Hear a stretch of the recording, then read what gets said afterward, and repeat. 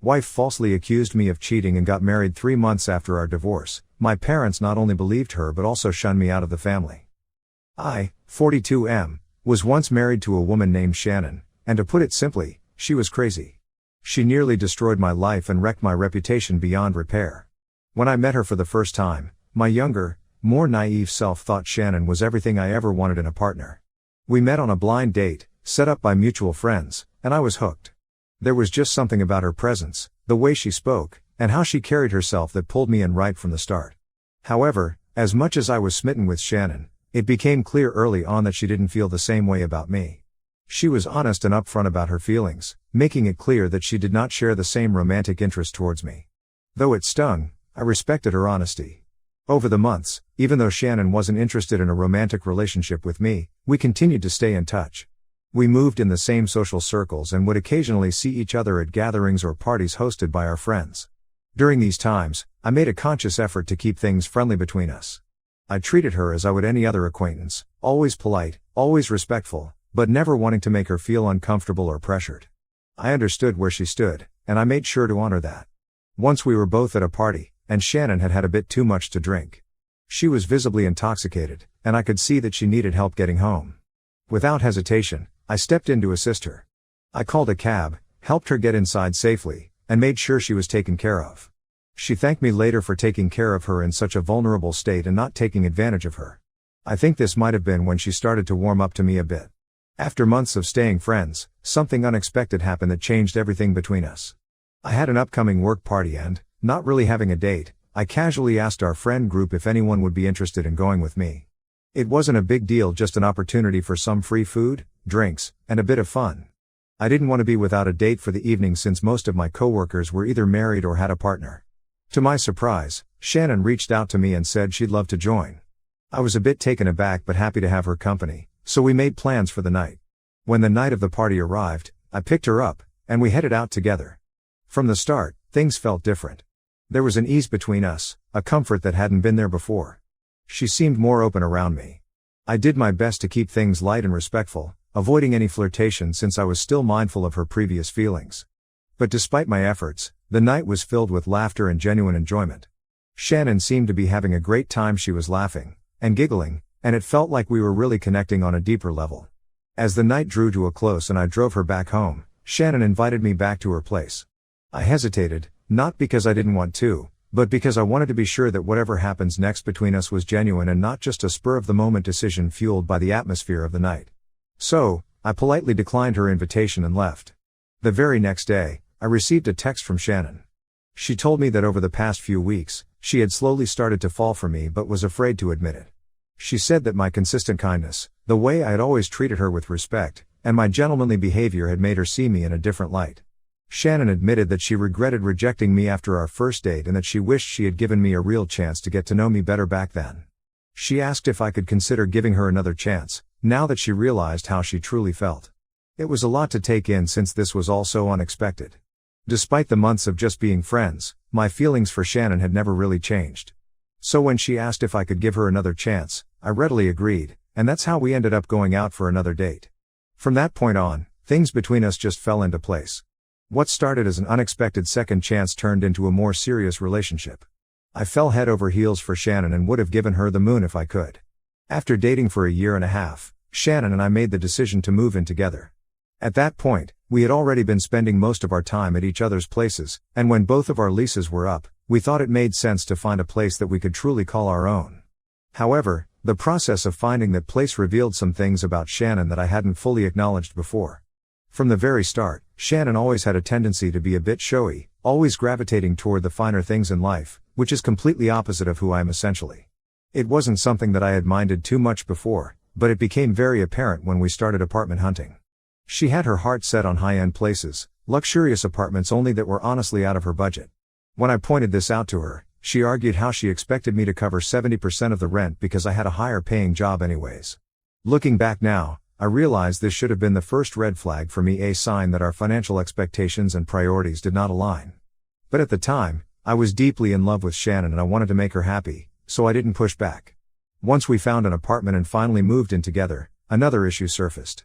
Shannon was very particular about how she wanted our new place to look. When I started bringing over my furniture, she immediately dismissed most of it, calling it tacky and cheap, and asked me to just throw them out.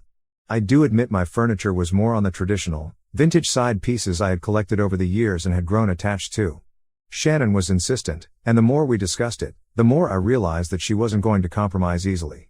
In the end, I gave in just to keep the peace.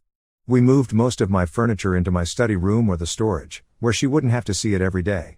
This made me realize that Shannon was extremely controlling in our relationship, something I had occasionally brushed off in the past. Despite some of her flaws, my ex-wife had a way of making people feel valued and cared for, and that included my parents. From the very beginning, Shannon went out of her way to build a strong relationship with them, and they absolutely adored her in return.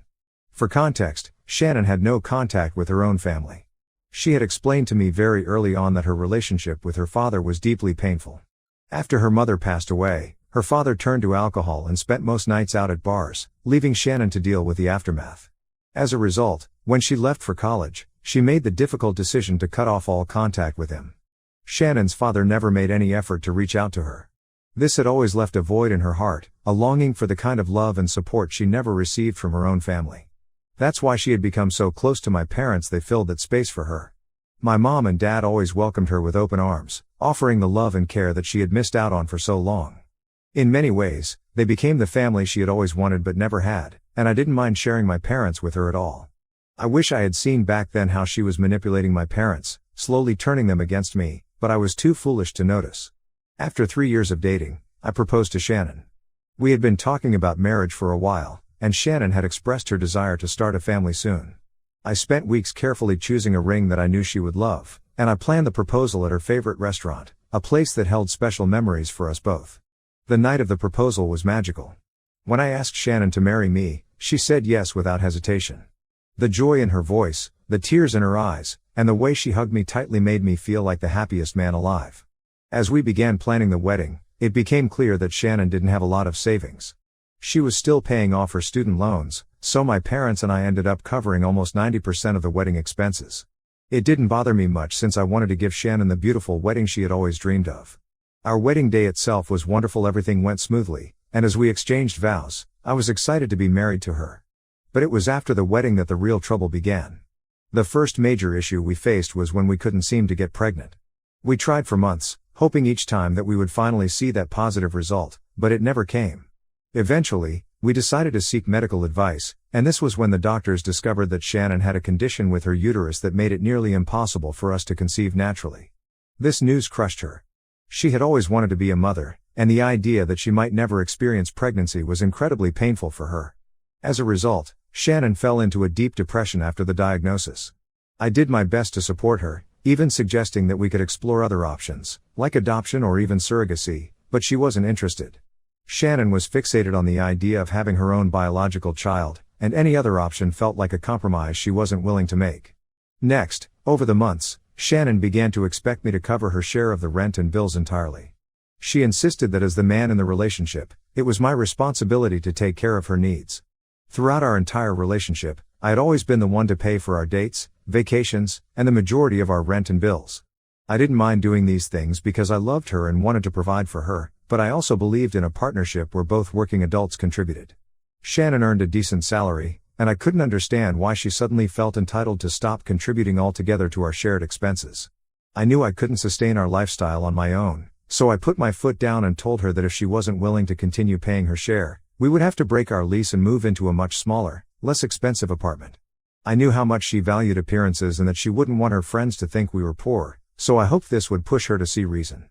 Begrudgingly, she agreed to keep paying her rent share only. However, over the next few months, she would constantly mention how her male coworkers took care of their wives and children, and that those women never had to worry about a job or a salary. I tried to argue that those women had children to care for, so it made sense for them to stay at home. However, she was a functioning adult who had a decent job. It made no sense for her to just give up on her career and sit at home all day. Shannon was pushy, and when I was still not getting convinced, she decided to go involve my mother in this disagreement. She complained to my mom, almost like a child running to a parent when things didn't go her way. My mom, who had always been traditional in her views on marriage, took Shannon's side without hesitation. She told me that Shannon's thinking wasn't wrong and that, as her husband, it was my duty to take care of all her needs if she wanted to leave her job. My mother's words stung. She didn't understand the financial strain it would place on me if Shannon stopped contributing altogether. I had a huge fight with Shannon regarding this as I felt she betrayed me by involving my parents in our issues. During this fight, in her anger, she admitted for the first time how she regretted marrying me as I was not able to support her. This is when I started to suspect that Shannon might be nothing more than a gold digger. I had thought we were partners in this marriage, but it was clear that she was only interested in what I could provide, not who I was. After that fight, Shannon began to ignore me completely at home, withholding affection in every way possible, almost as if she was punishing me for standing my ground. There were no more date nights, no intimacy, not even the simple gesture of holding hands. She stopped helping around the house, leaving all the responsibilities to me as if she was trying to force my hand to give in to her demands. At first, I kept trying to talk to her, to find a way to come to a compromise, but she would ignore all my effort.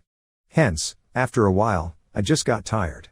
I felt mentally exhausted from trying to mend something that she seemed determined to break. Instead, I slowly watched as the distance between us grew wider and wider. Then, the very next month, Shannon quit her job, out of nowhere, without even discussing it with me first. I was starting to get really frustrated with her antics and firmly warned her that if she didn't find a new job soon, I would move out because I couldn't sustain our lifestyle all alone. She eventually broke down in tears, expressing how much she despised working and that she just wanted a blissful married life where she could stay at home and be a good wife to me. Seeing her cry made me feel a bit guilty, so I reluctantly agreed to let her take a temporary break from working. I pointed out to her that if she expected me to cover all the expenses, she would need to take on all the household responsibilities. She agreed without hesitation. Unfortunately, as you can already guess, she never stayed true to her words. Shannon began to spend her days either gaming or lounging in bed watching movies just like I knew she would. She would occasionally clean up around the house, but I continued to handle most of the household duties myself, just like I used to do before.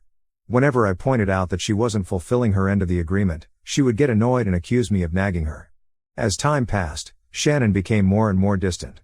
She immersed herself in her gaming community, spending hours every day talking to people online. It wasn't long before I realized that these online friends were taking up more of her time and attention than I was.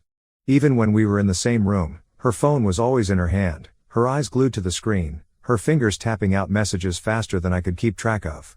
I'd catch glimpses of her smiling or laughing at something someone had said, and it was like a punch to the gut every time.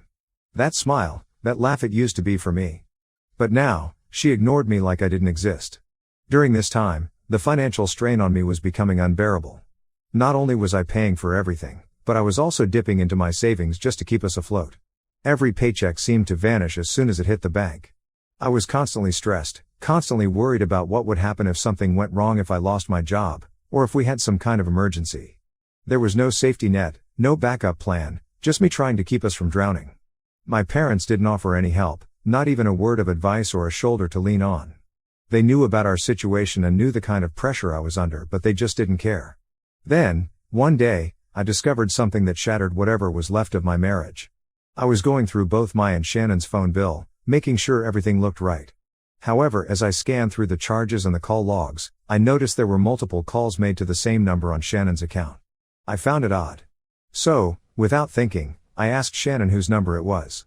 She just rolled her eyes at me and told me that it belonged to a guy she had met online.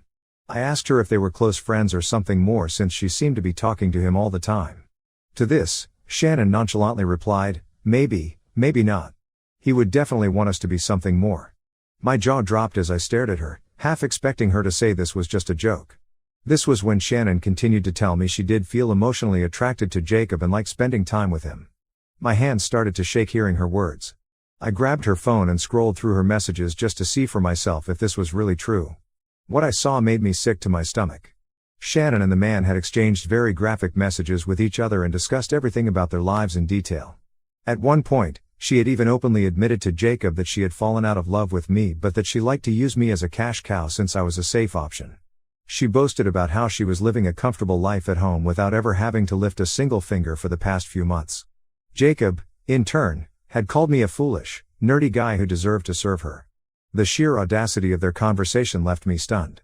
I quickly took photos of their messages as I couldn't believe what I was reading. Shannon looked at me like she just didn't care. I realized then that our marriage was over. To her, I was nothing more than a means to an end, a tool to be used and discarded once I had outlived my usefulness. Although I was devastated, I knew what I had to do next. I told her that I was done living my life like this and that I was going to divorce her. She laughed at my face and told me that divorce was not an option and had the audacity to suggest that we could open our marriage if that would make things easier for me to accept. I refused outright and demanded that she move out immediately since I was the one paying for everything. That's when her demeanor changed. Shannon wasn't going to just easily give up her grip on me. She had controlled and manipulated me for so long that she thought even after finding out about her affair I would foolishly forgive her and give in to her demands yet again. However, when I didn't, she started to yell at me that she was never going to go anywhere and threatened to involve my parents. She called them, crying and begging them for help as if I was wrong for asking her for a divorce. Instead of admitting that she had been cheating, she started to tell my parents how it was me who had been unfaithful, just like she had always suspected apparently.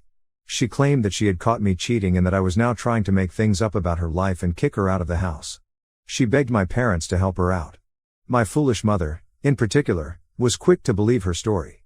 She called me in tears, furious, accusing me of breaking my vows and betraying my poor wife who had been nothing but kind to me and my family. My dad also scolded me for letting down such a great woman like Shannon and how disappointed he was in me. I tried to argue that I had never even cheated on her, but they did not listen and continued to bash me. Confused, I asked them why they would believe her over their own son. That's when I found out that for months, Shannon had been feeding my parents stories claiming I'd been coming home late, that she had found a lipstick mark on my shirt, that I constantly talked about one of my female coworkers, and that I was always distracted by my phone texting with someone. I was stunned by how far Shannon had gone, laying the groundwork for months to create this narrative.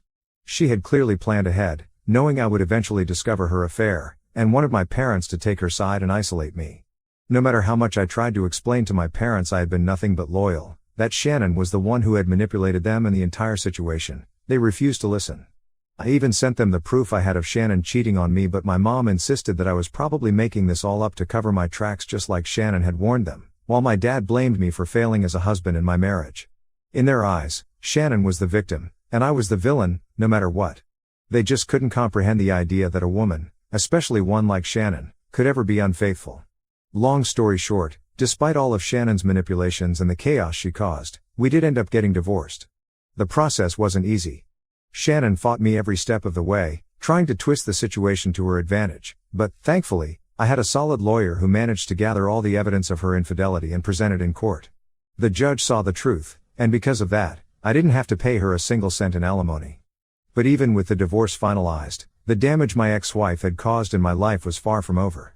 Despite the fact that the court had acknowledged Shannon's affair and it was crystal clear Shannon had been the one to betray our marriage, my parents still clung to her version of the events. It was like they were living in a completely different reality.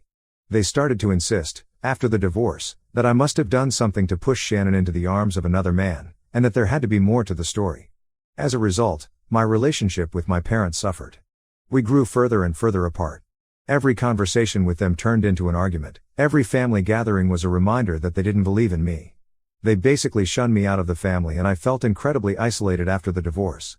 Throughout all this, Shannon continued to stay in touch with my parents even after our divorce was finalized. That vile woman continued to use my parents to keep a foothold in my life. Just 3 months after our divorce, Shannon had no hesitation in announcing her engagement and upcoming wedding to the same man she had cheated on me with. I was floored by how cruel she could be. However, what hurt even more was learning that my mother had decided to attend her wedding, despite knowing everything. When I reached out to her to ask why, she grew frustrated, insisting that she just wanted to be there for Shannon. She explained that my ex-wife, who has no family, had personally asked her to attend, and my mom felt obligated to go and support her. It was incredibly difficult to accept that my own mother had chosen to support the very person who had torn my life apart. In the aftermath, I turned to therapy to help me grapple with my emotions. It took months, and years, to start healing from everything that had happened. It wasn't easy, and there were times when I didn't think I'd ever fully recover, but with time, I began to find peace. Slowly, I began to rebuild my life, to understand that what happened wasn't my fault, and to let go of the anger that was eating away at me. Currently, I am in a much better place in life. I've moved on, landed a better job, paid off all my debts, and relocated to a new area, which has been a breath of fresh air. I've also gone low contact with my parents since our interactions are mostly negative and it is very draining. As for Shannon, I no longer think about her or what she might be up to. The pain and anger have been replaced by a sense of peace and closure. I've moved on completely, and I'm grateful for that. About 1.5 years ago, I started dating a wonderful woman named Kylie. She's an incredible woman, gorgeous, honest, independent, and down to earth. From the very beginning, it was clear that we shared a lot of common interests and values. After my last failed relationship, I never thought I'd have another chance at love, but here I am. I'm incredibly grateful every day that Kylie came into my life and has redefined what a relationship means to me. She's inspired me to be a better man and loves me for who I am, without ever asking me to change. Just a month ago, Kylie and I received the most incredible news: we're expecting a baby. The moment I found out, I was over the moon. The excitement was overwhelming, and it felt like the start of a new chapter in our lives that I had been dreaming of for so long. A week ago, I took the plunge and proposed to her. I got down on one knee, and when she said yes, I cried tears of joy. It felt like everything I'd been through in the past had finally led to this perfect moment. Since our engagement, Kylie and her sister have been excitedly planning our wedding. This morning, I received a call from my mom, which was surprising since we hadn't been in touch for months. She hesitatingly asked if it was true that I was engaged, mentioning that her friends had sent her a picture Kylie had posted of us with her ring on social media, announcing our engagement. I confirmed it. Then she asked why I hadn't told her or my dad about this news directly, which made me scoff. I told her bluntly that, given how our relationship had deteriorated over the years, I didn't feel compelled to include them in my life's significant moments anymore. My honesty seemed to upset her. She asked if they would be at least invited to the wedding since people might talk if they weren't present. I laughed at the absurdity of her concern and told her that Kylie and I didn't really care about what others thought and that, honestly, I didn't want them to be there at all. Hearing this, she started to cuss me out for being such a selfish and ungrateful son. So, Reddit Ida for not inviting my parents after the way they have behaved with me in the past? Update 1. Answering some of your most asked questions here. No, my parents have never met Kylie, although they did know that we have been dating. However, not once did they make any initiative to meet Kylie since they still blame me for my divorce from my ex-wife. As far as I know, my parents are still in contact with Shannon to this day. My ex-wife is a classic narcissist. She knows how to play on people's sympathies and craft a narrative that paints her in the best possible light. Ultimately, while it's disheartening to see my parents still involved with Shannon, I've come to accept that this is beyond my control. No one has any idea about Kylie's pregnancy yet since we haven't told anyone. We are planning on telling people only after the wedding. The reason I don't want my parents present for the wedding is not just because of how they have blatantly favored my ex-wife, but also because I don't want them to sabotage my happy moment with my wife by bringing up the past. I don't trust them anymore and want them to stay away from my new family. Update 2. It's been a few days since my last update.